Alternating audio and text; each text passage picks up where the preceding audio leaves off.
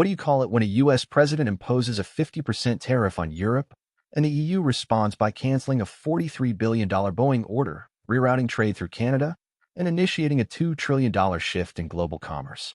This isn't a dispute. It's a calculated decoupling. While Washington boasts about leverage and targets steel and peanut butter, Brussels is negotiating with China, finalizing new trade deals, and rewriting global rules without U.S. involvement. This isn't a warning. It's an exit. And by the time America takes notice, it might already be locked out. The collapse is underway. The $43 billion Boeing contract is off the table. Fast trade ties are unraveling, and global markets are trembling. But this goes beyond a trade war. The bigger question: did the transatlantic alliance just collapse under the weight of a 50% tariff? On May 30th, President Trump declared trade talks with the EU stalled and unilaterally imposed a 50% tariff on all European imports, effective June 1st. The tariffs covered everything from steel and aluminum to automobiles, agriculture, and electronics. In just 48 hours, European stocks dipped 2.1%, and Boeing faced the prospect of losing its largest export contract in history. According to Bloomberg, U.S. trade losses could exceed $2 trillion over the next decade if the EU retaliates fully. Former EU negotiator Ignacio Garcia Bercero told Euronews that Europe would have no choice but to escalate if the U.S. didn't reverse course. What follows escalation, however, is already taking shape, and it doesn't involve America. The European Commission immediately began drafting a second wave of retaliatory tariffs targeting $95 billion in U.S. goods and signaled the suspension of the $43 billion Boeing deal. Reuters confirmed Ryanair's $30 billion order for Boeing's 737 MAX jets was under review. CEO Michael O'Leary cited Boeing's increasing costs as unsustainable. Meanwhile, Airbus shares surged 3.4% in Frankfurt, and China's COMAC entered the conversation. An EU airline purchasing Chinese jets, once unthinkable, is now actively being modeled in Brussels. The U.S. aerospace sector, already down 6.2% in 2025 due to supply chain strain, is now bracing for permanent contraction. And this wasn't just a tit-for-tat move. It was a test run for an economic future without Boeing and without the U.S. EU counter tariffs hit iconic American exports: Harley-Davidson motorcycles, Levi's jeans, and peanut butter, targeting politically sensitive states. Harley's EU exports are down 30% year-over-year, with projected revenue losses of $145 million by Q3 2025. But agriculture was hit hardest.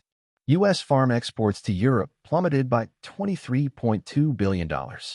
Wisconsin-based Land O'Lakes cited immediate operational strain from the EU's increased butter and cheese tariffs. Meanwhile, the U.S. trade deficit hit a record $140.5 billion in early 2025, undermining claims that tariffs would boost domestic industry. As Bloomberg noted, tariffs designed to protect instead expose deep systemic vulnerabilities. Yet the true pivot was geopolitical. As Washington burned bridges, Ottawa built them.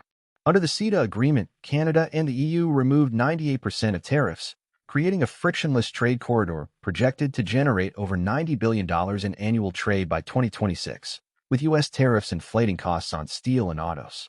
European companies like Siemens and Alstom are redirecting procurement to Quebec and Ontario. According to the Financial Times, EU-Canada clean tech trade soared 41% year-over-year, driven by a $1.2 billion hydrogen agreement signed at the EU-Canada Clean Technology Summit.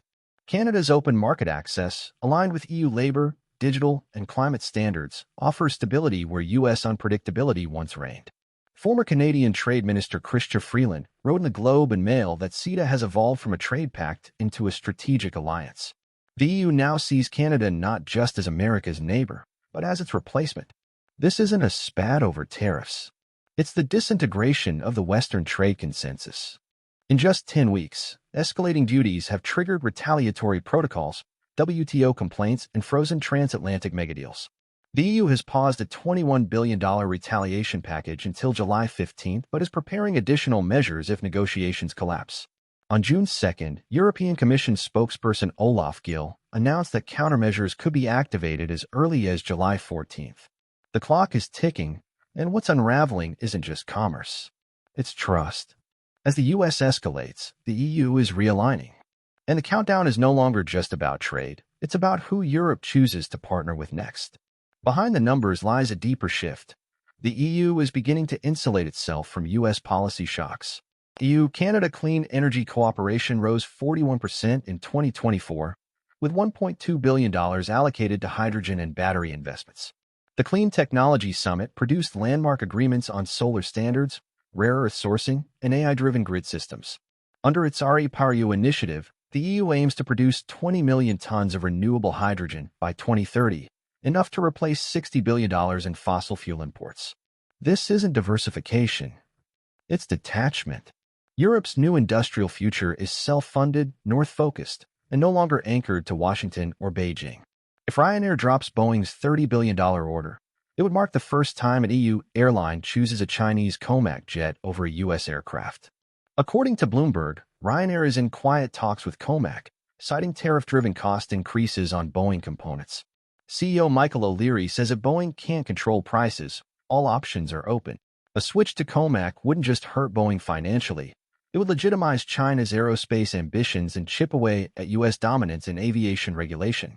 While Airbus may benefit in the short term, a Comac breakthrough would fundamentally reshape aircraft certification, eroding FAA influence and introducing multipolar aviation standards. CETA was the blueprint, and Brussels is replicating it. Since 2023, the EU has launched 17 bilateral trade talks modeled on CETA's zero-tariff, labor-line framework. It has tied digital infrastructure investment to trade access, funding joint ventures in AI, semiconductors, and fiber optics across India, Kenya, and the UAE. In 2024 alone, the EU signed a $3.4 billion supply chain deal with India, bypassing the dollar in energy settlements.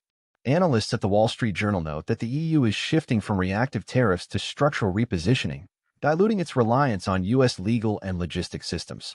When Trump imposed 50% tariffs and dismissed EU negotiations, Europe didn't wait. It pivoted. The European Commission is finalizing $95 billion in counter-tariffs. Bloomberg projects the $2 trillion contraction in transatlantic trade over the next decade if tensions persist. This isn't turbulence. It's transformation. Airbus stock is climbing. Canadian steel exports to Europe jumped 24% in Q1 2025.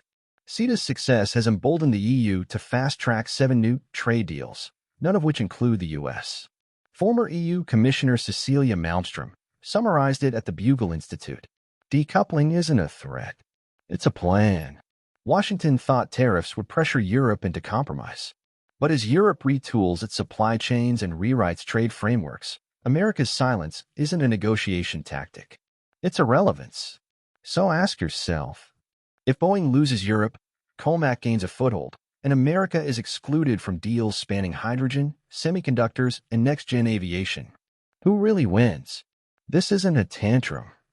It's a precision exit. Europe is unplugging, one contract, one tariff, one alliance at a time. While Washington doubles down on yesterday's tactics, Brussels is scripting a future that no longer asks American permission. If this $2 trillion shift is the wake-up call, the next chapter is when the global trade order truly changes.